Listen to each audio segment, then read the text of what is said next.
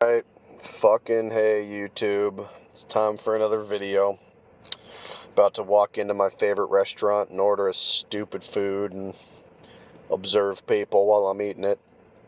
One of the things I really can't stand about, um, you have this culture of people who like DoorDash and Uber Eats, and like they love this convenience of app culture, and then they also talk about how lonely they are.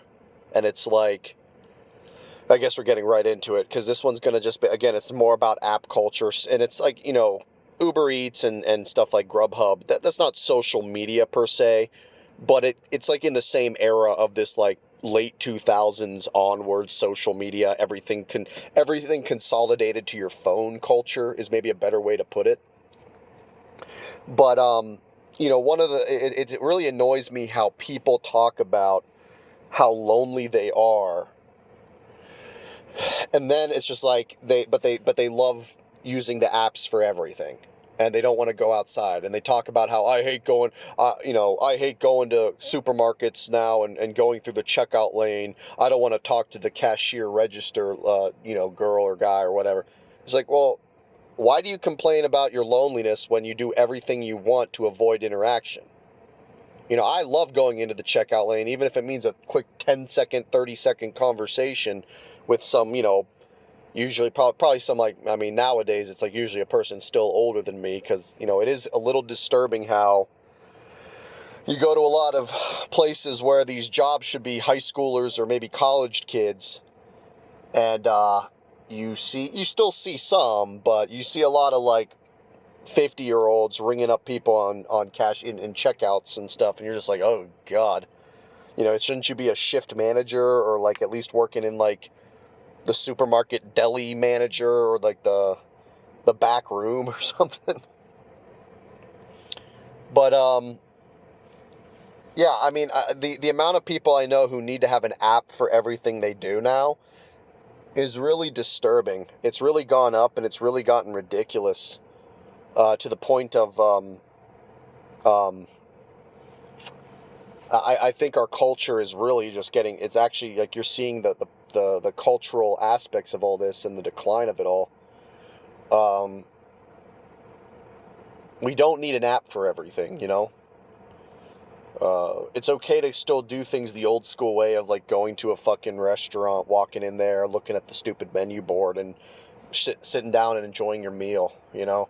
Part of the reason why fast food is so damn expensive is because of a lot of these extra fees from deliveries and stuff.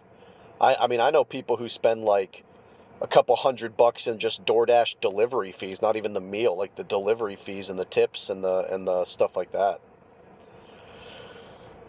And you're not even getting anything out of it. It's like you're getting a lukewarm fucking burger, that would have tasted better, as much as fast food really doesn't taste that good anyway. At least would taste fresher usually, if you got it at the store or even through the drive-through.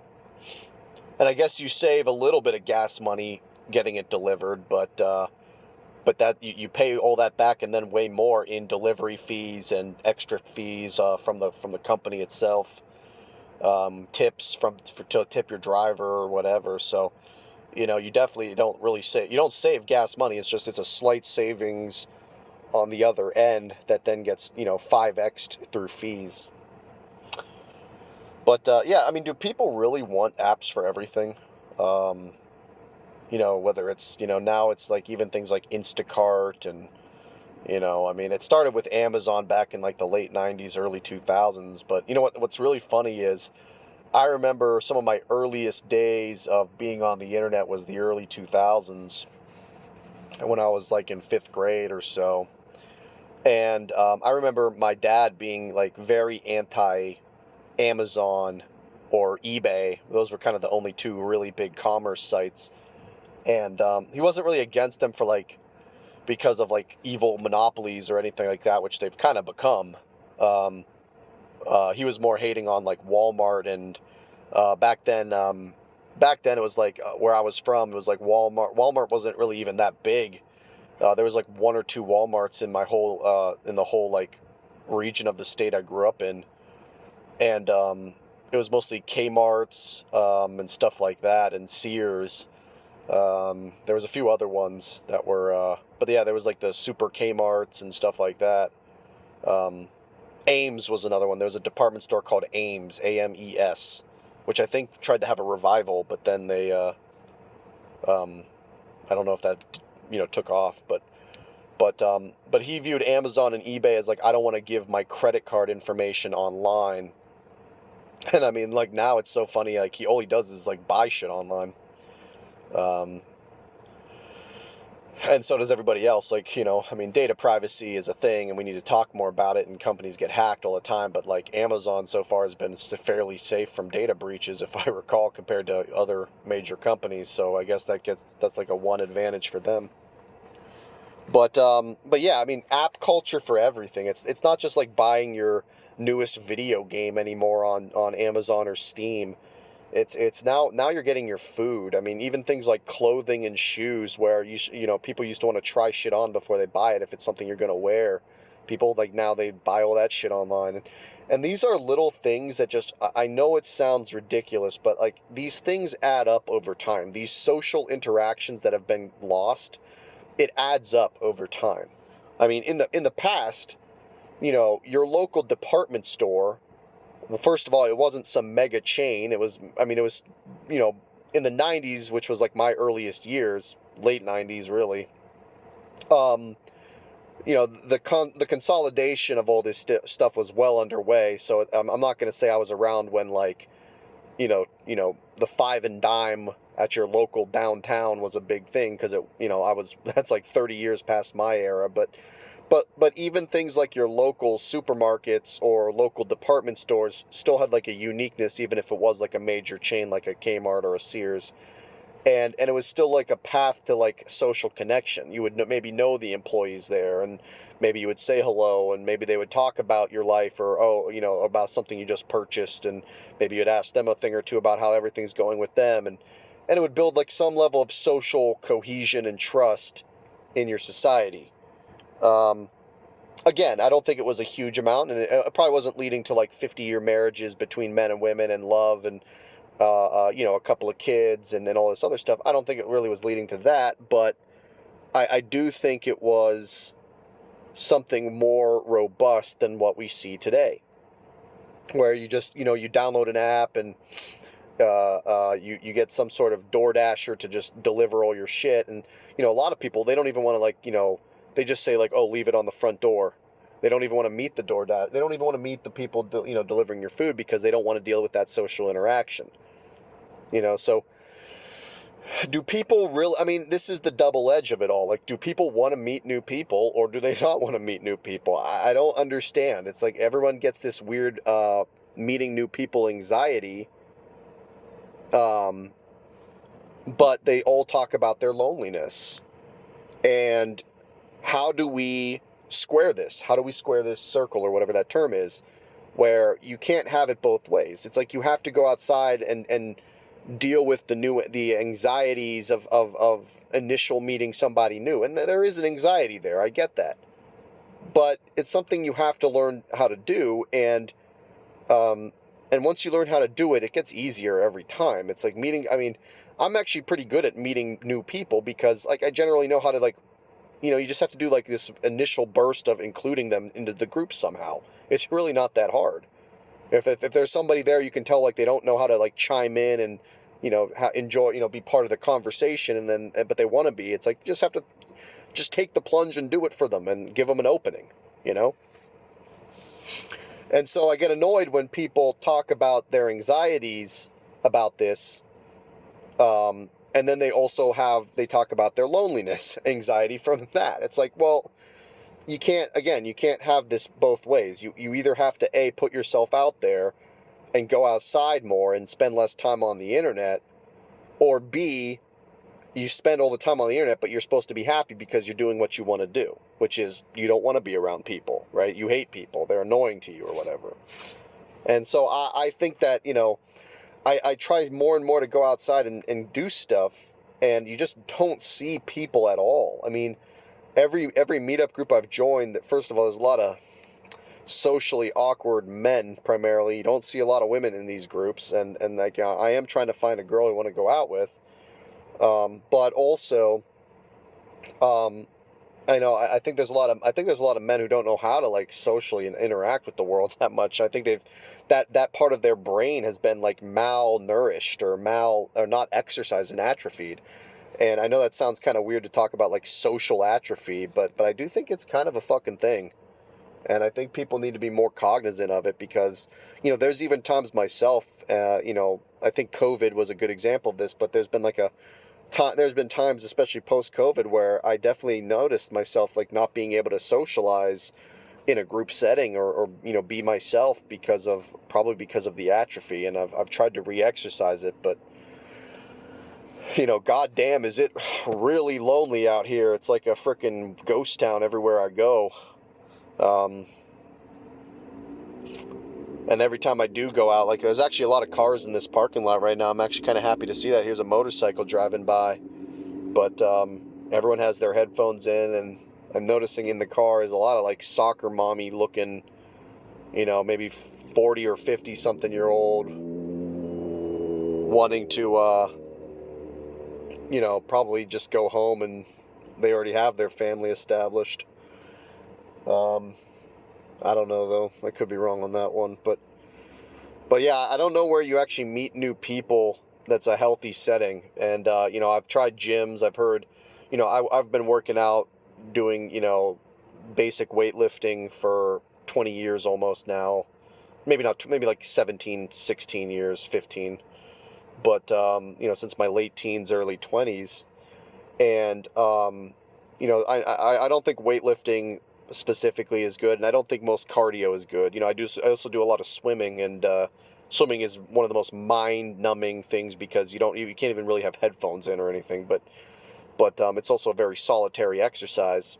I have heard trying maybe workout classes, but unfortunately, I do think that there's like a weird stigma of like you can tell when a man's single type of thing, and a lot of women there don't like single men going into some of those spaces, to be honest. Probably because of they want to work out, they don't want to be objectified, and it's like, I mean, is me wanting to go out with a woman objectifying her? I mean, I think that's a very like massive stretch to conclusions, but there might be some militant, the most extreme feminists would kind of view all, any type of really anybody wanting to go out with anybody else is kind of objectifying them. I think is like a weird logical conclusion that some extremists have. But that's another topic for another time. But yeah, I mean, and then also, there's a lot of people who talk about like jujitsu, and I've done jujitsu. I did it for about 2 years. I got a blue belt, and I didn't get much further. I had fun a little bit till I stopped having fun. And it's a goddamn sausage fest. And honestly, I hate to say it, but look, I am more left wing, and you go to these jujitsu classes, and it's all the conspiracies. There's a weird cult like atmosphere to jujitsu where everything, they believe all the conspiracies. It's all, there's nobody there. The only people there that are normal are the ones who are like maybe in their 50s and they're just like bored out of their mind, or like, or sometimes you'll actually talk to the people who are like maybe slightly older than me, but they're picking up their high school kid. When I was there, I was in my late 20s, and you would sometimes, train with somebody who's like maybe even as young as 16 to 18, but usually like maybe early 20s. But sometimes if they were really young, their parents might show up, and you're closer in age to the parents almost, because I would be like 30 and the parent would be like 41, 42. And they would seem normal, but then you would talk to their child, and their child was like a 4chaner, and you're just like, dude, your mind is mush, but then again, with how the social dynamics in our society have been, I see why the people's brains become mush. The internet has just rotted people's fucking brains, man. Holy shit. It's not even a net positive in society anymore. I really don't believe the internet's a net positive in society anymore. It's like, okay, yeah, the conveniences of paying your bills and your credit card bill, like just logging into the, Bank of America or whatever and paying your credit card bill off, or, buying something on Amazon once in a while. Okay, I can see a convenience to that too, but I mean, it's responsible for a large chunk of the decay of our country and really the world, because this problem is cropping up everywhere. So yeah, app culture. I don't see a lot of avenues for really people to socialize and meet new people, um, and just, people talk about being, they hate all these extra fees and being fee fucked by society. I agree, being fee fucked by society sucks, but a lot of it is just due to internet addiction. I do believe that. Nobody watches these videos anyway. So maybe I wouldn't mind having some level of productive disagreement, because you're allowed to disagree with my views. I know that these are not fully set in stone by any stretch, and I also think they're limited to maybe my demographic of youngish millennials, the '90s born millennials. Um, but I also see the same thing with Zoomers, and in many ways it's worse. It's worse. I mean, there's a few people I work with who are born in like 2000, probably 2001, 2002. We're finally starting to get some young people at my office that I work at. But the problem is they're younger. They're now we're now at the point where they're like a decade younger than me, and it's hard to connect with. I mean, they're not. My job just does not have many people born in like the late 80s to like early 90s, mid 90s, like that 87 to like 94 range, which I'm in the middle of. It just doesn't have many people. Everyone I know is born like 1980 or earlier, maybe mostly probably 70s and 60s born people. And then we have this really small but growing number of people born in like 99, 2000, 2001. And they don't last very long. They quit for greener pastures, because our company is kind of stuck in the mid 2000s, I would argue, which actually I don't necessarily mind at times, but when attracting young talent, it's not going to work. Anyway, getting way off topic. Where do people go to socialize, and are we over reliant on these apps, and do we need to start going back to more normal, it's okay to not have the DoorDashed pizza. Well, pizza was delivered before that. That was like OG delivery food, but like we don't need your KFC or your Taco Bell or your McDonald's DoorDashed. You can go to the restaurant, sit down for 15 minutes and eat the food, and then and just veg out and kind of space out and not worry about notifications on your dumb phone. I've been actually driving more places without my phone, and leaving my phone in the car when I go in places more often.